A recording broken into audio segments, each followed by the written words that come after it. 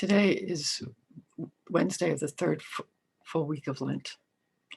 And in our book, Glenise Robinson Como observes, when God stands with us on the mountaintop of life, we are at peace because God's activity among us is evident. But when we trek through the valleys of life, it is difficult for us to comprehend that God is also present among us. For me, Lent is a time when we can remember the presence of the Holy One in the hardest times.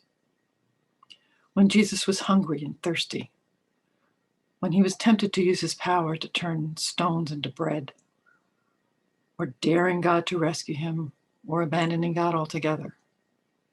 And Jesus came out of that time of testing ready to serve and to heal and to teach. And the history of the Jewish people is full of times when the Holy One was closest to them in the most difficult of circumstances, while they were enslaved in Egypt, or fleeing from Pharaoh's army, when they were hungry and thirsty in the desert wandering for decades, or exiled in Babylon for hundreds of years. I think Western Christianity sometimes falls into a dangerous assumption.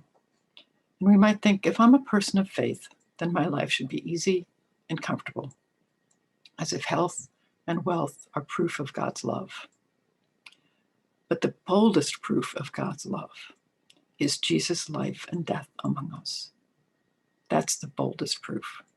When he was healing those with dreaded diseases like leprosy, or raising people from the dead like Lazarus, or the widow's only child, or eating with outcasts and those who have been marginalized by their communities.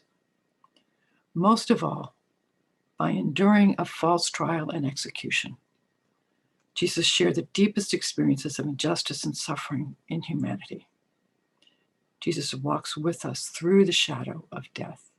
And that is the place where the love of the Holy One shines most fiercely, in the suffering, in the shadow of death. Have a holy Lent.